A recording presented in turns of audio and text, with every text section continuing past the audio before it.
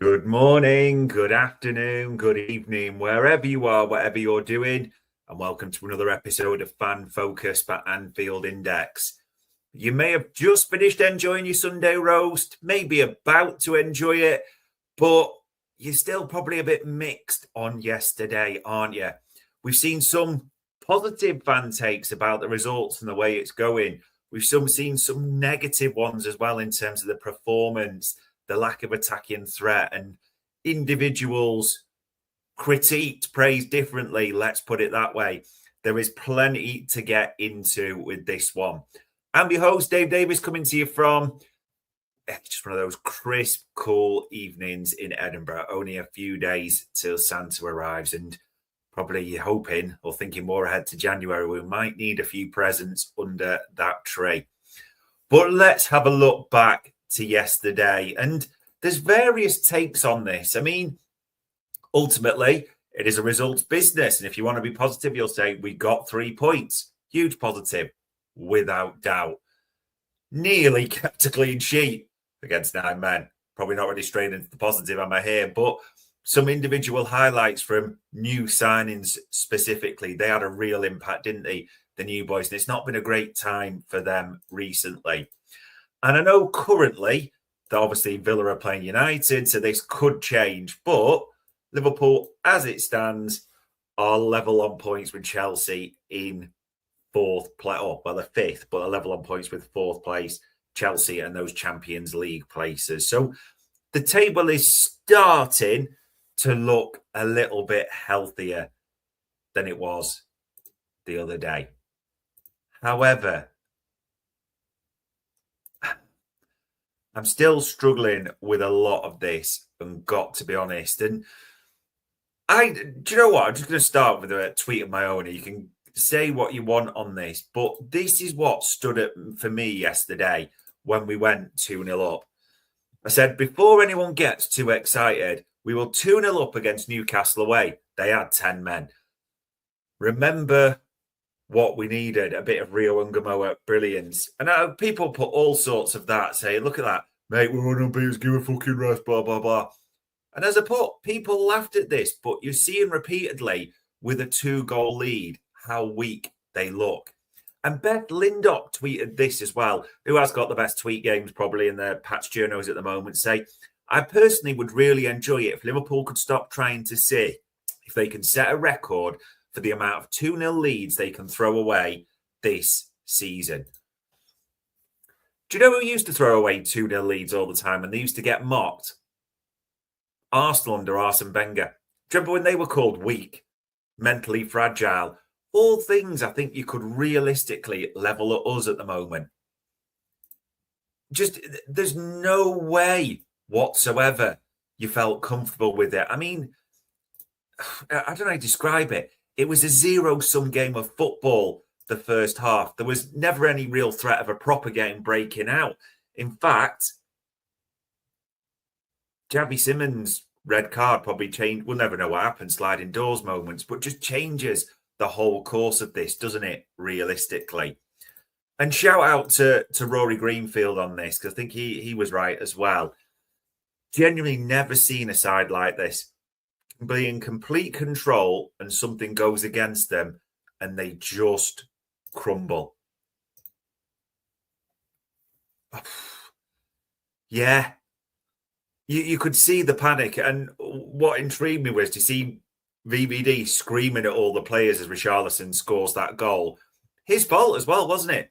That air waft that you see on a Sunday league pitch.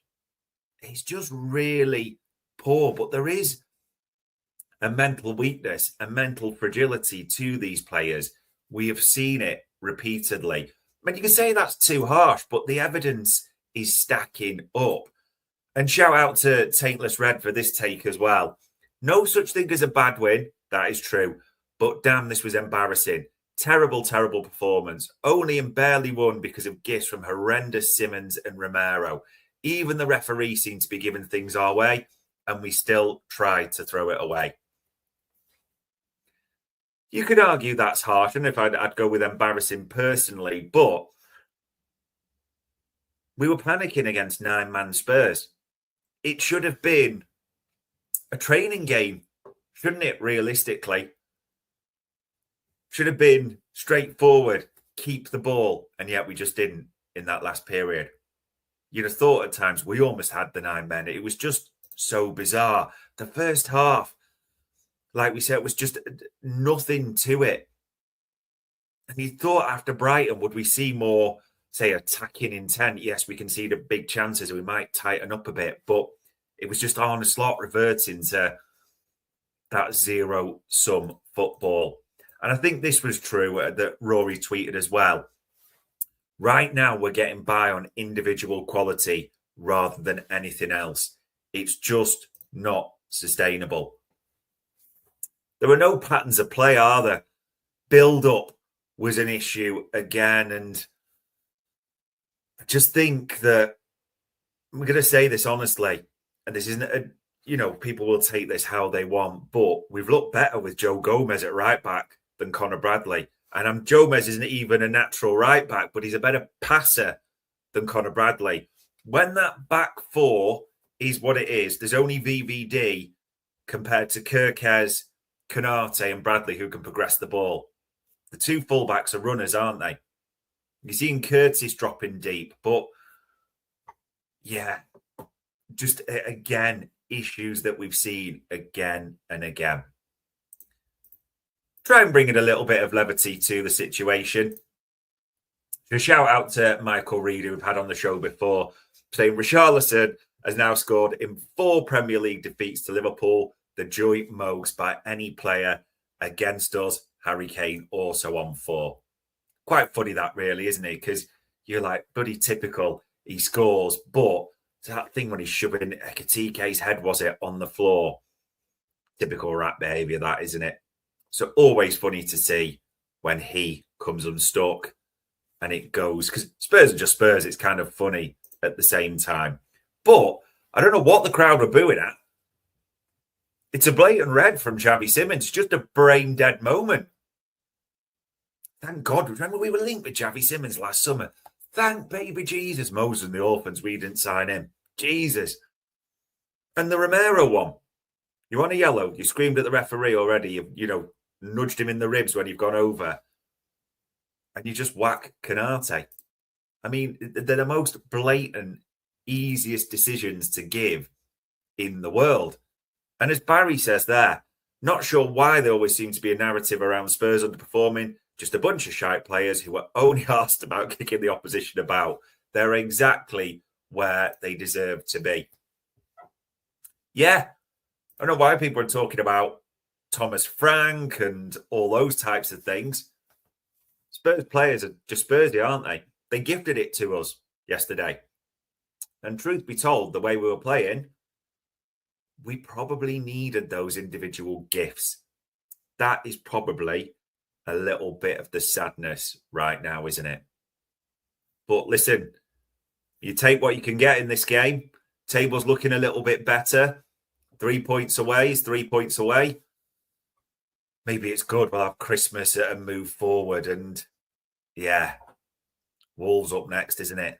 2 points in the Premier League. Don't say it. Because let's stick with the positives on this one. And little bits of player praise around. Because there were some individual moments of quality. And that's right, as Rory said. It was about the individual moments more than anything yesterday. And shout out to counter pressers for this one, because this is absolutely right. Romero will rightly take the blame for the first goal, but Wirtz's decision matters too. Most players would take the touch into space. Instead, he takes it towards the incoming defender, freezing him and avoiding a foot race side duel. I thought that was absolutely spot on, because he would, as per that cross, just run it. A lot of players would have taken and driven towards goal and the defender can get across. No, Florian Wirtz, that bit of quality, freezes Romero, stands him up and slips a brilliant ball into Isak for the goal. Absolutely brilliant from him. And you saw actually when Spurs went to 10 men, there was just a sort of 2 or 3 minute period where he just came alive, didn't he? Had the shot, made things happen. And you thought, if anyone, he is going to produce a moment of quality. And he did, alongside another new signing as well. So that's absolutely great to see. just wonder if he's just starting to get it a little bit more, don't you? Or used to the league, maybe. And as Counterpress has tweeted here, it's clear he's becoming more comfortable with the tempo of the league. And his best moments came in combinations with Hugo Ekitike and Curtis Jones, surrounding with footballers that want to play delicately through the lines. First assist today, and he was integral in the win. Yeah, he was. He is a baller, absolutely, as they'd say. But you also think, and I saw this yesterday, Florian Wirtz is top class. He's brilliant on the ball. And you say about surrounding him with ballers there. You need to surround him with pace as well. You need to surround him with people that will make the run. He will find them. That's the quality we know he has. But I think the one thing you saw it a little bit we were missing yesterday, any real pace or pace that troubles teams in attack. It's not that we're slow, we're just a bit one-paced more than anything. And shout out to Taintless Red for this tweet around Florian Wirtz as well, saying, I actually thought, because he was official man of the match, I should say that, Florian Wirtz, I thought Canate edged man of the match, combative, aggressive, and made some good forward passes, even though we were playing against 10, then 9 players. Both our centre-backs have a fair argument to do this. If this award gives Flo a confidence boost, then that's great. The only way I disagree with that, Taintless Red, is the air swing from Virgil takes him out the mix straight away because it was his error for the goal. So you can't do that and then be in the running for man of the match. That's not true for me. I would also say that realistically, Canate, I don't think he really did too much wrong.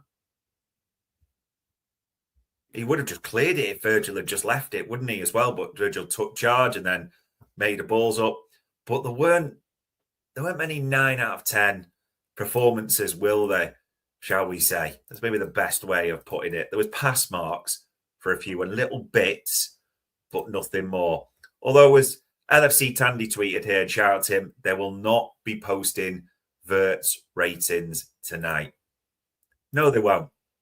A lot of things will go silent around Florian Wirtz for the next few days as well. But now the challenge is keep it going, keep getting involved, keep making things happen. Just feel he's starting to get used to the Premier League, and hopefully it's the sign of more things to come. And it was I was sad saying this. It was the moment of brilliance in the game, wasn't it? The Ekitike, Wirtz, Isak goal. You know, and and you thought, what a finish.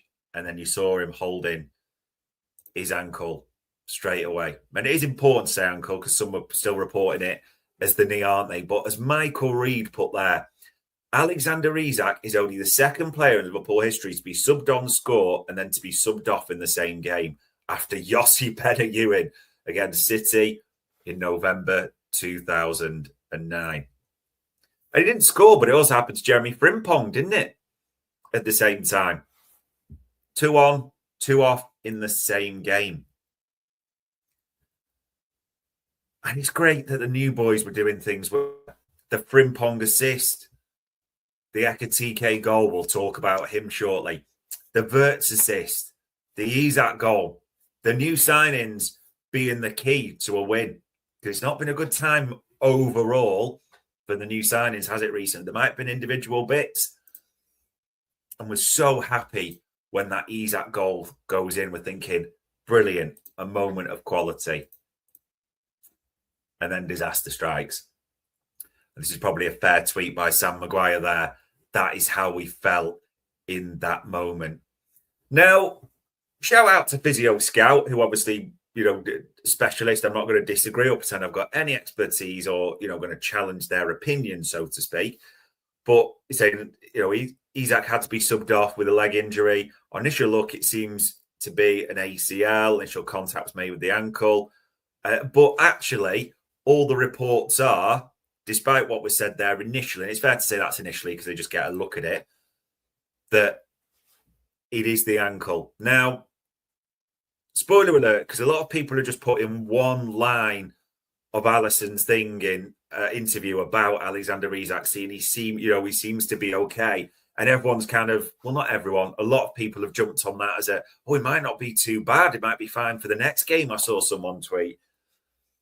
He also said in that, hopefully he's not out for too long.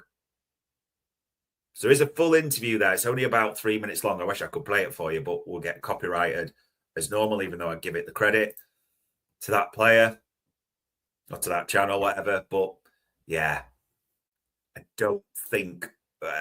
what even is good news on this Isak situation? Ankle, sprain, 6 weeks, something like that. Is that good news? I don't know what you class good news. I know some of you are going to be saying, well, if he's fit, he's not going to be fit straight away. Don't get rot like that. It's just typical of our luck, isn't it? And almost a story of the season. As, to be fair, Bram Barry tweeted here saying, I don't think anyone could or anything could sum up how this season is going more than that Isak goal and injury. Absolutely nothing going for us. We have been unlucky this season at times. I think it shows that. Although recently, it's fair to say, we're taking our big chances and the opposition isn't. So we're rolling the dice a little bit at times and it's going that way for us, which is, I think, is it 14 out of 18? To correct me if I'm wrong on that, in the recent run. So you've got to, that's one thing to look at. But yeah, injuries especially, which we'll talk about soon. Yeah, they are stacking up and they are stacking up high. But let's try and go out the player praise section with a massive high. Hugo Ekitike's social media game is strong. Look at that for a timed photo. Look at the tune he's playing. CK's body as well. And then he had another tweet on his social media, the Mbappe celebration, wasn't he? With the pants down thing, whatever. I'm not young enough to understand all that. But absolutely brilliant from him. Because I thought in this game, at first, he wasn't getting much service. And I thought early on, it's fair to say this, Romero and Van de Ven were just starting to get the better of him a little bit in the physical battle. He wasn't really holding it, but he wasn't giving much service as well. But that header, that is something we haven't really seen from Hugo Ekitike. That desire to get up early, that physicality. If he starts adding that string to his bow regularly,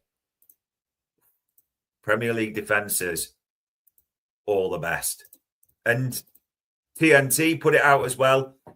No summer signing has more Premier League goal contributions than Hugo Ekitike this season on 9. Now, he's got 11 goals so far, if you include the Charity Shield, though it's a non-competitive game, of course. So into double figures if you want to be just competitive games, which is absolutely brilliant to see. Got an assist as well. I mean, 12 goal contributions across now 24 games, and obviously the minutes he's played, 5 and 3. It's just in Premier League games, he's just looking the part more and more, isn't he? He is the one that you kind of, I'm not saying pinning the season on right now, but you're thinking, who's going to nick us a goal? Who's going to do something special? You might look to Wirtz, but at the moment, maybe Zabozlai to do something, but Ekitike is the one to stick it in the net. And Cam's Press has tweeted this. Hugo Ekitike is a superstar. To bully a centre-back of Romero's prowess like that in the air is outrageous. Always proactive in the box, alert and waiting for an opportunity to pounce. Top centre-forward. He's not a superstar yet. Don't get me wrong, there's a lot to like, and I agree with that bit of, that aerial prowess, as I said, that bit of bullying of Romero. That was great to see. Really starting to score, but to be a superstar, got to keep that going, haven't you? It's got to be done week in, week out, or regular contributions till the end of the season. And maybe you could argue to be a superstar at Liverpool, you've got to stick a trophy in the cabinet or be part of that as well. This is being derogatory of Hugo Ekitike. The stealing for this kid is absolutely insane. Genuinely. There's so much to like about his game. And importantly, as he starts to come to terms with the Premier League, you just wonder how high that even is. the one real positive, I think, about recent things. Someone who had a short cameo as well, because someone who does have a strong social media game. And Jeremy Frimpong tweeted there, had to really give it our all today. Big 3 points. He's got the picture there with his mouth. It was weird. The referee looked at the blood pissing out his mouth and just carried on, which I'm not a ref. I don't really care for the PGMOL, but might be wrong on this. I thought you'd stop the game for the blood injury or that, that recognition. They've done it before. I've seen it in games where they stopped that before. So I'm assuming that's a rule, but just carried on with Jeremy Frimpong. It was the right call to take him off. It was. You could see he was a bit het up, and Arne Slot talked about it in terms of game management and 30 seconds off. And I think the one thing he actually got right yesterday in the subs and the way he did things. Well, I know you're going to say brought Isak on. But anyway, in terms of how we set up. What I did like, I've got to be honest, though, about Jeremy Frimpong, I did think it was a decent cameo. It was right wing, wasn't it, rather than right back. I still don't like this Dominic Szoboszlai at right back. You could tell he doesn't want to be there. He's not a right back. And he's our best player at the moment. So you want to get him in, the middle of the pitch and on that right-hand side, higher up as much as possible. But Jeremy Frimpong, just that blistering pace, just offers something different, doesn't he? And he gets an assist yesterday. Not the cleanest goal you'll ever see, not the cleanest assist you'll ever see. But I'll tell you what, he looks more dangerous than Connor Bradley. Just think we've got a bit of a problem or an issue at right back. Now, yesterday, Connor Bradley as well is massively unlucky with the injury. And, it's an impact injury like Isak's is. So you can't blame those players or dig them out. That's unlucky. It's as simple as that yesterday. But Connor Bradley's injury record isn't the best. You can argue that. Connor Bradley comes back into the team, and it's not all his fault by any means, but let's say we look better with Joe Gomez there. I think Frimpong offers more from an attacking sense. People are going to say, I can see it saying I'm being mean on Connor Bradley or unfair, but is Connor Bradley long-term good enough to be Liverpool's starting right back? Again, we're not 12. So after he's a good player, he's a bad player. It doesn't work that way. The question is, what's the level do you expect from a Liverpool right back? And is Connor Bradley meeting that or going to meet it in the near future? Just a little bit of uncertainty for me. And in terms of injury news, he's one we've got to worry about. Not the biggest one from this game, but Arne Slot, just in case you missed it, did talk about injuries after this. He said, because he asked obviously about Isak, and said, I don't have any news on him, but if a player scores, then gets injured and then doesn't come back on the pitch, doesn't try to come back, which Connor Bradley, for example, did, but I had to take him off as well because he couldn't go on. But if a player doesn't even try to come back, that's usually not a good thing. But I cannot say anything more than that. That is just a gut feeling. Nothing medical to say about it. They're starting to stack up, these injuries, aren't they? Big time. Don't forget, we had Gakpo, a semi-positive update that he could make the New Year's Day game. You do wonder if it's before, but he was trying to be bullish about that Arne Slot for his favourite son. We knew Endo was out. You now add in, Dominic Szoboszlai suspended, although if you're going to be suspended for a game, probably the team with 2 points in the Premier League is the one at home. Hold those thoughts. But Connor Bradley, Alexander Isak, and did people clock as well? Florian Wirtz was holding his hammy at the end of the game, the end of the game, quite late on in the game. You're thinking, please just be cramp as well, because we are really looking thin on the ground in every department almost now. And in fact, you got even worse news because David Lynch had it out yesterday, didn't he? Wataru Endo is expected to be sidelined with an ankle injury until at least mid-January, with a return later in the month also being a potential option. Now, this is no Endo hate or anything. I'm a big fan of the man, and he whacks his scrum shield and he goes to war for us, but he's not a real option for Arne Slot. We know that anyway. But Endo we've got no homegrown spots left in the squad. And Endo, you would think of all the players that are occupying those, who Arne Slot would most like to ship out. And to be honest, who it would make most sense to let go. It is Endo. Chiesa, we all want Chiesa to get a chance, but it seems like maybe this injury crisis might be the only situation he does. But he makes more sense to stay than Endo, doesn't he, at the moment? But does this affect him, them trying to, if they do, get him out the squad for January? It is just a big question to ask. And people were tweeting about a few things yesterday, transfer-wise. It's important to say, because obviously New Year's sales are in the mix. And shout out to Moby, who tweeted that given injuries on what they look like, think we need an attacker as much as a priority in the January window as a centre-back. Semenyo better happen, man, would be such a great fit. Hopefully Kirkez has shared words as well.